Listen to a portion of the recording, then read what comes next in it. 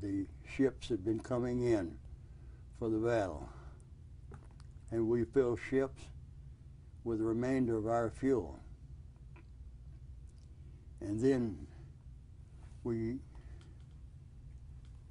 turned and started going back down the coast of China. And we asked the first mate, we're going the wrong way. We should be going to the battle where all our ships are going. He said, I'll talk with the captain.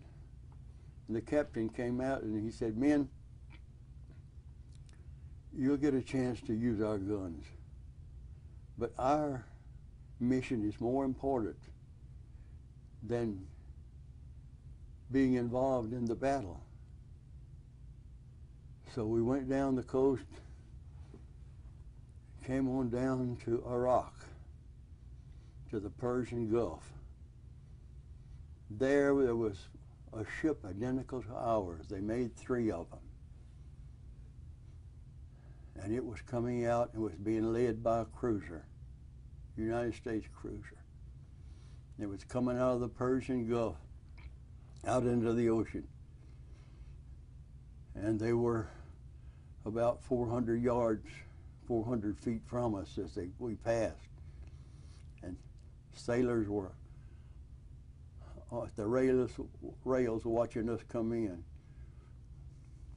One of the sailors raised his arm up and shouted, "Good luck." Well, the cruiser cut loose from them once they hit the ocean and led us into the Persian Gulf and on up to Ras Tanura, Arabia, the big oil port. The cruiser had been out there to make sure that no Japanese submarine torpedoed an oil ship and blocked the Persian Gulf, because that's the only place you can get fuel on that side of the world. Well, once they led us in and we turned, we came into the dock and started fueling. The captain of the cruiser came aboard, called all the men together. He said, it'll take 10 hours now to fuel you, and then you're going to be following the ship that just left. He said, men, my advice is sit down and write your family. You can't tell them where you're at, but tell them that you love them, because you're going down the barrel of the gun and you may never see them again. He said, we'll fly the letters out of here. He said, what we're having to do is we don't have an escort for you because all the ships are in the battle. The battle is commencing now. It's going to take 10 hours for us to fill you. So you're going to be 10 hours behind number 1 who just left. You'll be 50 miles behind and 150 miles to the right. Another ship is coming in behind you. They'll be 50 miles behind you and 150 miles to the right. So that's the only thing we can do for you.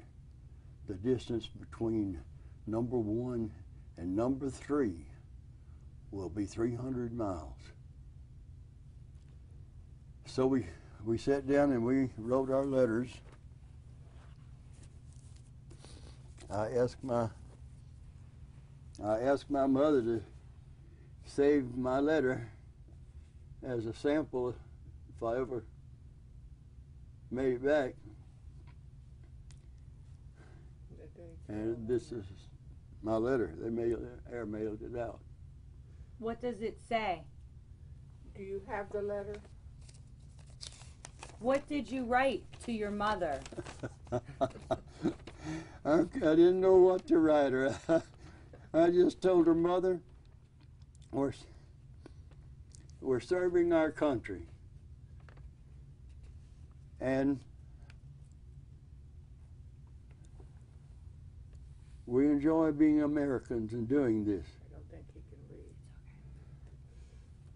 read. And I hope that you save this envelope, because when I get home, I want it as a souvenir. But think about us, and we'll think about you. And that's all I could write. Okay. What happened after that? Back out on the sea, number 3 came in behind us, and we left, and they filled up, and they started filling. They escorted us back out to the ocean. Then we were on our own, back up the coast of China. Day after day after day. Oh, the captain said something that impressed us very much. He said, I don't know how many of y'all will get through, but some of this oil, some of this fuel has got to get through. So we had shifts, 2 hours of sleep, 6 hours of watching the ocean and checking and giving our cannons a chance. If we could spot the submarines before they could get in position, then we'd have a chance. So it went night and day, sleeping on the deck, sleeping at the guns. After 4 days and nights, our lookout was at night. Our lookout called out and said, fire on the port side. Everybody went looking off to the port side. We could see a flame out there, about 6 feet high and 8 or 10 foot wide.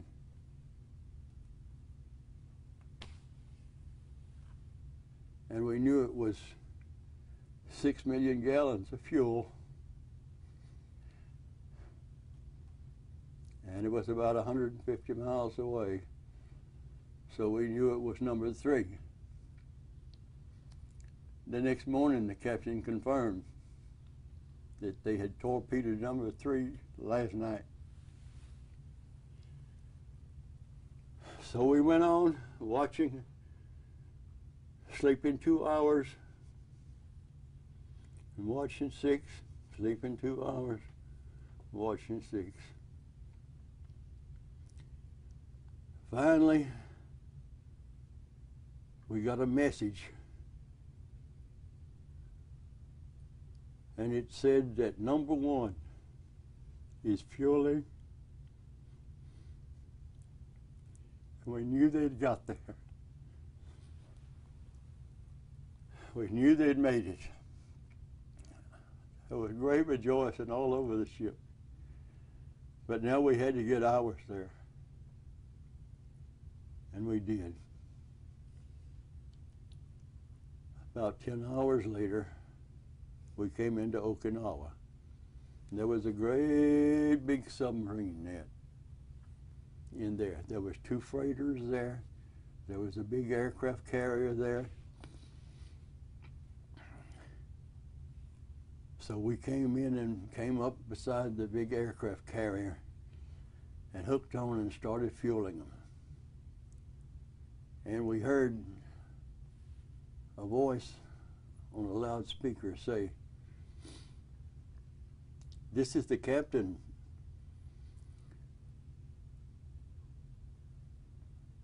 of the aircraft carrier. If any of you men are off duty, want to come ashore, come aboard and see my ship. Climb the ladder 4 of us climbed the ladder. I never saw anything so long in my life. It looked like it just went on and on and on. And the decks was so wide and so long. Several of the Navy boys came over. They were in white and we were dressed in blue. And they came over and said, "You guys made good time." Said the other ship is pumping fuel out to the landing field and to the bombers out there. And said, "But we can sure use your fuel here." While we were talking, 3 men came aboard from the opposite side of the ship wearing leather jackets, and the Navy boy said, "Those are the bomber pilots." Said, "They come over here from the airfield because they think we have, it's supper time and they think we have better food over here." So, and they saw us, and so they came over to us, and one of them said, "Did you guys bring our fuel?" And one of the guys said, "Yeah." Said, "Well, we sure need to thank God." I said, What are y'all bumming?" "Oh," he said, "we're going out at 5 o'clock in the morning." I said, "What are y'all bumming?" He said, "Japan." Said, "The Air Force has never forgotten Pearl Harbor." Said, "We're taking it home." So we stood there and talking for a while. And off to the right there was about 8 guys standing around a little old projector, and they were showing a Walt Disney movie. All of a sudden the movie went off, and they said, hey, by the movie. A voice said, "This is the captain." It was silent. The captain said, "You men are going to like what I have to tell you. Germany just surrendered."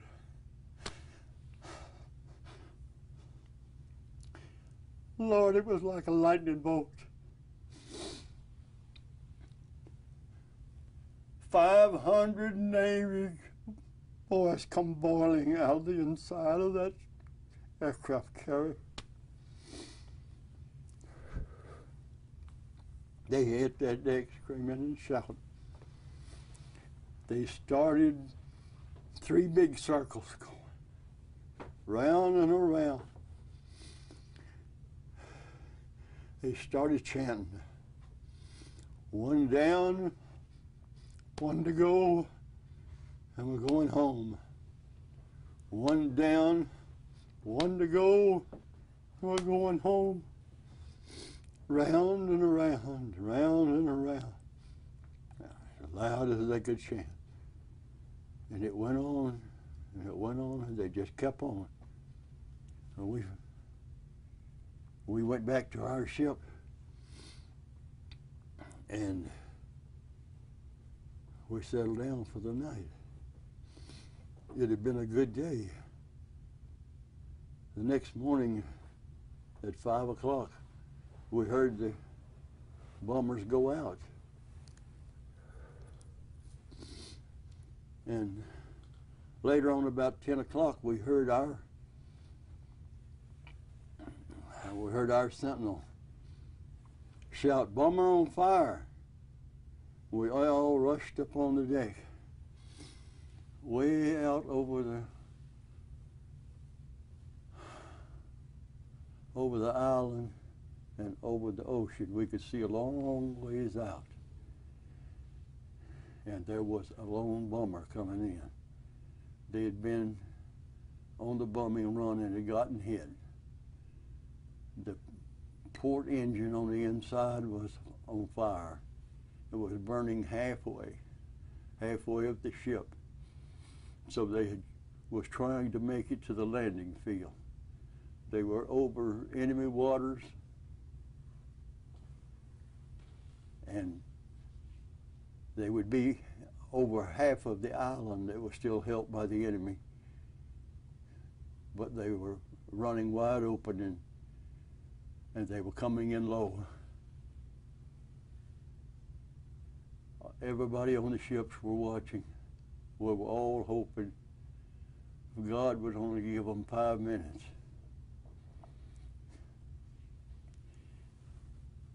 They didn't have 5 minutes. It burned under them.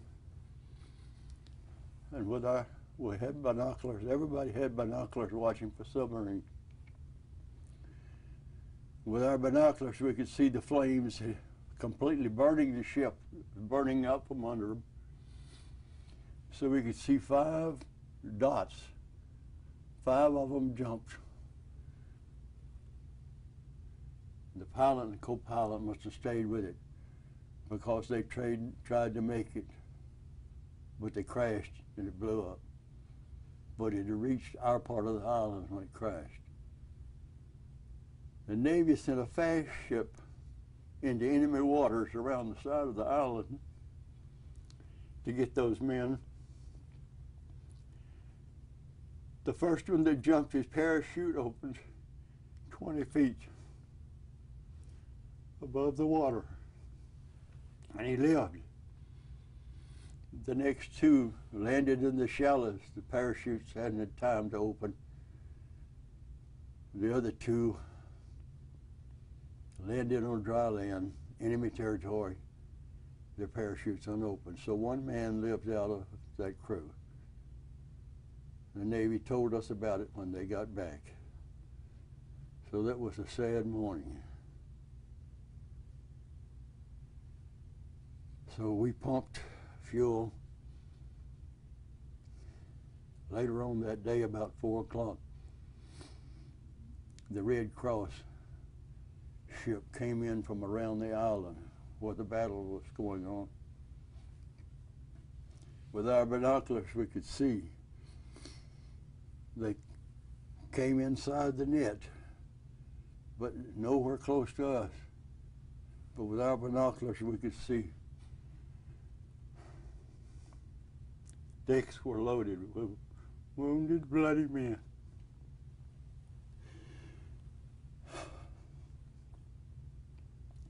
Barely room enough for the nurses to walk in between the bodies.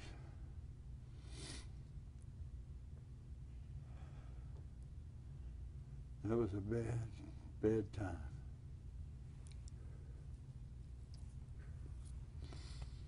Along about dusk, all of a sudden the searchlights on the island came on.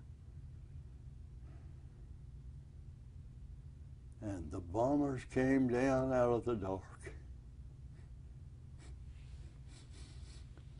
Bombs began to fall. The shore aircraft, the shore batteries opened up. We were at our stations. We opened up.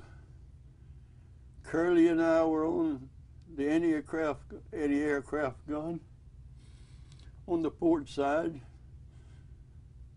middle of the ship. Every 10th bullet was a flamer. The other tanker opened up with their guns. We with our guns and the shore battery, and we turned that sky into a white hell.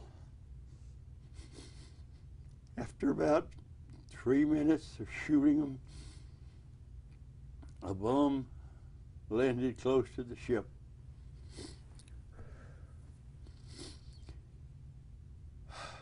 Probably 300 or 400 feet. But it blew me and Curly off the gun. About 18 feet from the gun.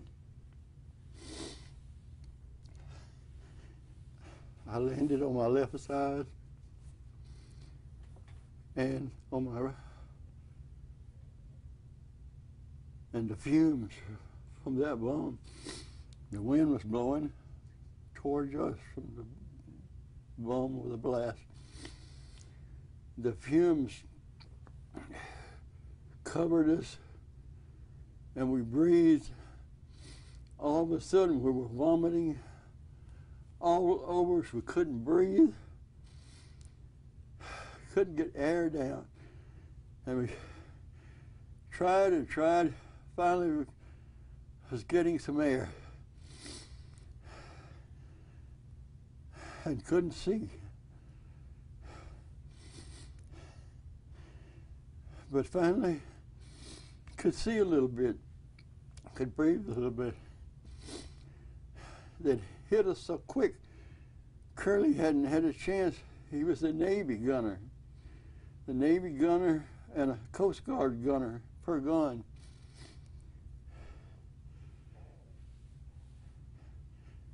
And I turned my head and looking where was Curly. And without the belt holding him in, it had blown him about 18 feet. And he was laying on his back. And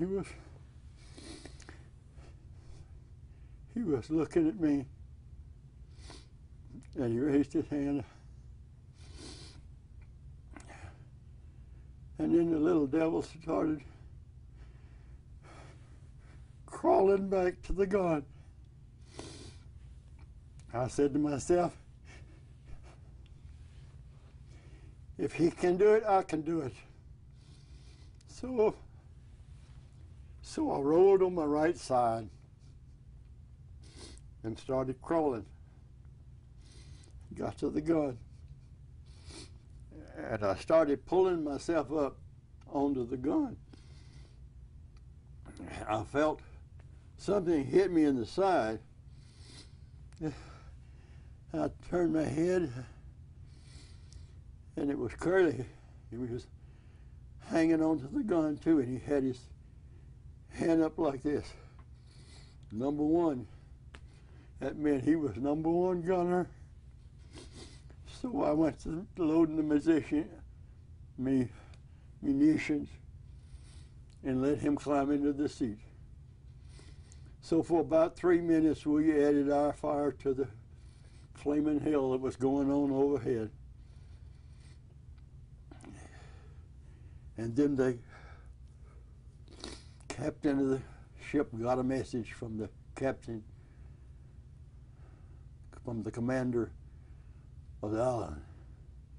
He said they're after the fuel and the aircraft carrier. Cease firing and head out to sea and lose yourself in the darkness. And we'll make a rendezvous at a later date. We did that. The Red Cross boat had left the first sign of the bombers. They had lost themselves in the darkness. We went to Guam. They captured Guam in 1944. And we met the aircraft carrier. Took us 5 or 6 days to get there. We met the aircraft carrier, and we finished pumping our fuel there. Curly and I had been laying on the cots during this time, and we got to where we could breathe better. And the armistice mate, we just had a guy that all he could do is give us a little medicine and pills. We ate pain pills. But after 5 or 6 days, we were on our feet, hobbling around. And I still had bad pains in my hip. So we started fueling the aircraft carrier. And there was a boat that came out, one of the landing crafts where the front end comes down. Brought some stuff out to the ship, and was taking some stuff back. And I said, you know, I hadn't walked on the earth for a pretty good while. I want to go ashore. And so they took me. And one of the other guys named Red, Curly didn't go. He didn't feel like going. Red went with me. We went ashore. Beautiful white sand. I got out and I walked on the sand. It felt beautiful. They had white tents all along the shore, about 20 or 30 foot back from the water. 100 of them. It was just, it wasn't a tent, it was a top without sides, a flare type thing. And there was a Red Cross nurse up there doing something in one of them, and she saw us down there and me walking, and she came down there bringing 2 bundles with her. And she said, which ship are y'all off of?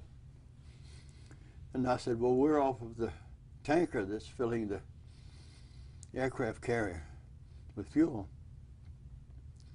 She said, well, I've got some Coca-Colas here. Would y'all like a Coke? I said, ma'am, I can just barely drink water. I don't think I could drink a Coke. She said, well, I've got some books here. It's the pocket books that we're making for the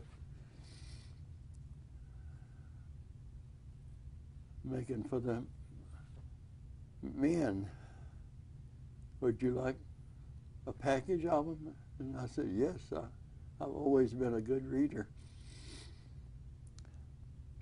So she gave me this package of books. And I said, ma'am, what are all these tents? What is all this? She said, we're expecting company. Said the military informed us that 1 more week and we're going to have the island. And when they do, all those men that have been out there in the front lines, the ones that are still alive, they're going to bring them over here, and they're going to let them lay for 2 weeks on the sands and in the water and get their selves back together again. Then they're going to lead the invasion of Japan.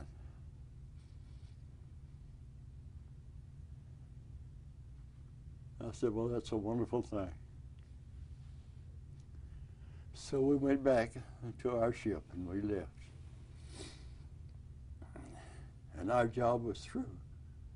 They didn't need any more fuel. The battle was over. And we'd won. And we got the news they'd taken the island. And 12,250 men had died to take it. And in the battle, 7,000 small suicide planes loaded with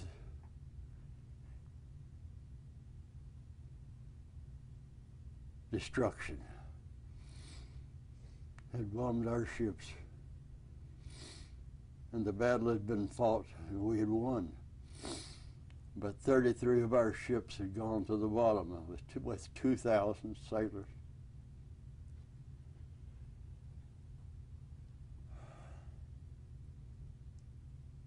It was bad news to hear all that.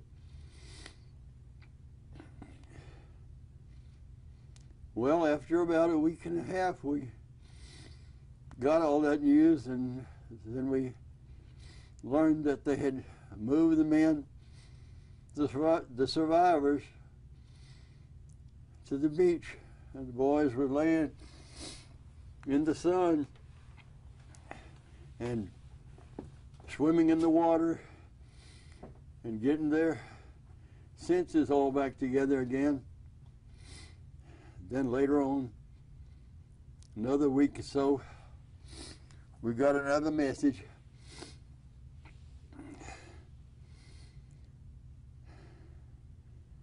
It said that a bomb, the atomic bomb, has been dropped on Japan.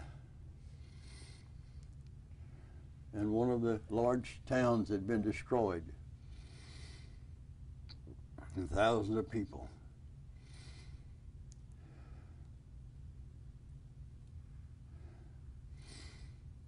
Later on, we kept on heading for home.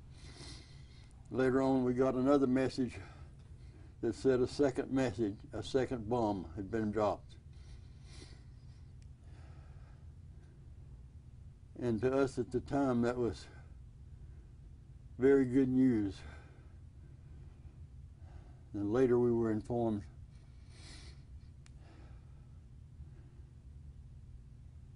that Japan had surrendered.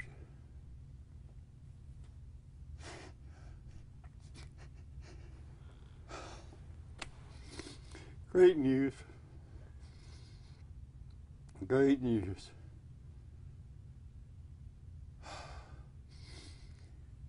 They would have fought to the death otherwise, but they were offered an honorable surrender, the only way. And so all those lives were saved. And we got a message that said the boys at Guam went crazy when they got the news. They had prepared themselves to go back into battle. And now the war was over. They were going to live. And they were going to go back to America, to their families.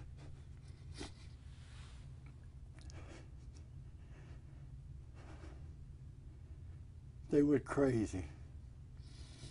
They ran up and down the beaches. They beat one another in the back. They shouted and screamed. It was wonderful to see that they let their energy off in that way instead of charging into death.